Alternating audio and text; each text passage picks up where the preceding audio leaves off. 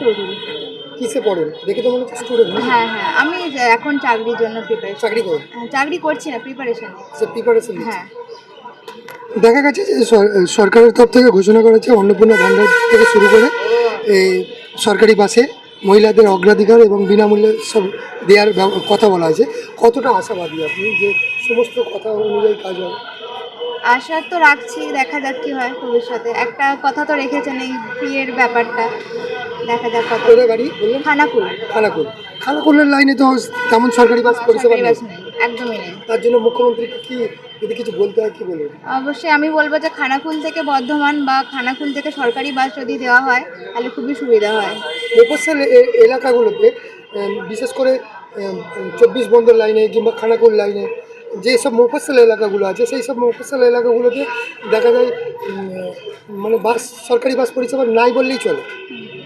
সেই জায়গায় দাঁড়িয়ে এই সরকারি বাস পরিষেবাটাকে বেশি করে বাড়ানো উচিত। হ্যাঁ অবশ্যই সরকারি বাস দেওয়া উচিত, বাসের পরিমাণও বাড়ানো উচিত। আমাদের লাইনে বাসও কম, বাসও নেই, বাসও অনেক কম। কম আছে। হ্যাঁ, সরকারি হোক কিংবা বেসরকারি বাস বাড়ানো উচিত। এমনকি আমাদের খানাকুল থেকে বর্ধমানে ডাইরেক্ট বাস আসতো, সেটাও বন্ধ করে দেওয়া হয়েছে। সেটা যদি চালু করা হয় খুবই ভালো হয়, কারণ আমাদের কাটা সার্ভিস করে যেতে অনেকটা টাইম লেগে যায়। একটা টাইম লেগে যায়। হ্যাঁ। তো সরকারি বাস যদি থাকে এবং বেশি পরিমাণে থাকে সেক্ষেত্রে আপনাদের অনেকটাই সুবিধা হবে, হ্যাঁ। তাই তো? এখন লক্ষ্মীর ভাণ্ডার রান্না করে না, এখনো হয়নি। অন্নপূর্ণা ভাণ্ডারের জন্য এখনো বয়স হয়নি। ভবিষ্যতে আবেদন করবেন? হ্যাঁ, হলে অবশ্যই আবেদন করব। আপনার নামটা? মৌমা চৌধুরী। এমনি প্রতিদিনই কি যাতায়াত করা হয়? না, প্রতিদিন না, উইকলি বা মান্থলি যাই। আমি বেসরকারিতেই যাই, সরকারি বাসে প্রথমবারই যাব। এতে কতটা খুশি? খুবই খুশি। এই যে সরকার যে কথা রেখেছে এর জন্য কি বলবেন? এর জন্য তো সরকারকে খুবই ধন্যবাদ যে আমাদের কথা ভেবেছে, মহিলাদের কথা। কি নাম আপনার? মৌমা চৌধুরী।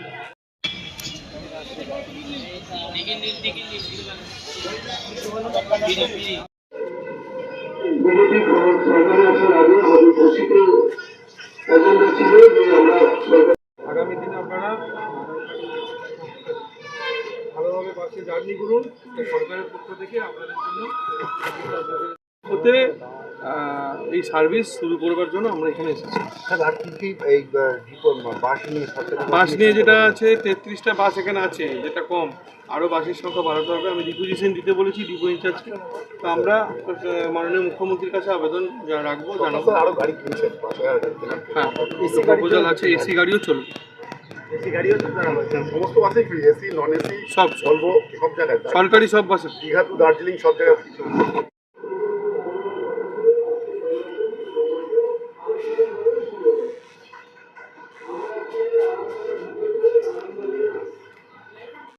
মহিলাদের জন্য বাস সম্পূর্ণ মূল্যে free। সম্পূর্ণ ফ্রি। কি কি কি করতে হবে, কিভাবে? Aadhaar card, voter card, pan card, driving licence, ফুল সার্টিফিকেট, যে কোনো একটা কার্ড নিয়ে আসলেই ফ্রি হবে।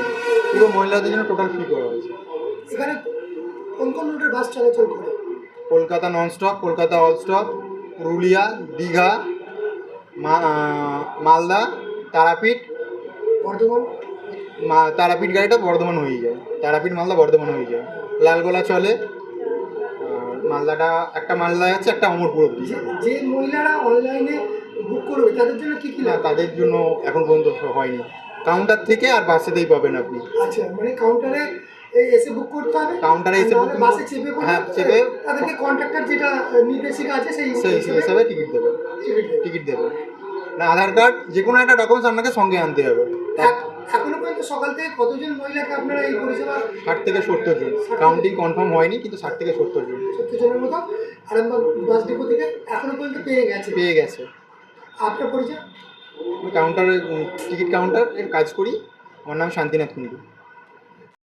তার জ্বলন্ত প্রমাণ আপনারা কয়েকদিন আগেই পেয়েছেন। অন্নপূর্ণা ভাণ্ডার চালু হয়েছে। আজকে আবার 1 জুন থেকে পশ্চিমবঙ্গের সমস্ত মা বোনেদের জন্যে আমাদের যে এসবিএসটিসি যে বাস আছে, সেই বাস সম্পূর্ণ পশ্চিমবঙ্গের যে কোনো প্রান্তে আপনারা যান, পশ্চিমবঙ্গের মা বোনেরা তাদের জন্য সম্পূর্ণ বিনামূল্যে বাস পরিষেবা চালু করলো।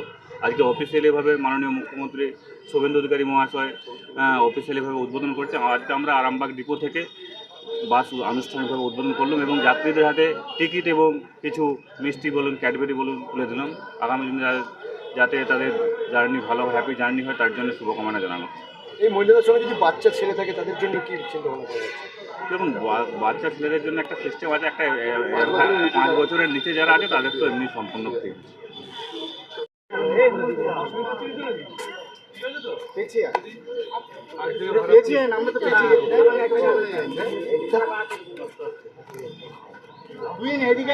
হ্যাঁ, ওকে বললাম আগে। কোথা থেকে আসছেন? আমরা আরামবাগ যান। বিষ্ণুপুর থেকে আসছেন, আরামবাগ যাবেন তাই? না না, সাঁতরাগাছি। কোথায় যাবেন? সাঁতরাগাছি যান। সাঁতরাগাছি। সেই জন্য কি আজকে সরকারি বাসের সম্পূর্ণ বিনামূল্যে মুখ্যমন্ত্রী বলেছেন ভাড়া লাগবে না আপনাদের। কি বলবেন, কতটা সুবিধা হবে আপনাদের? সুবিধা তো হবে, সুবিধা হবেই।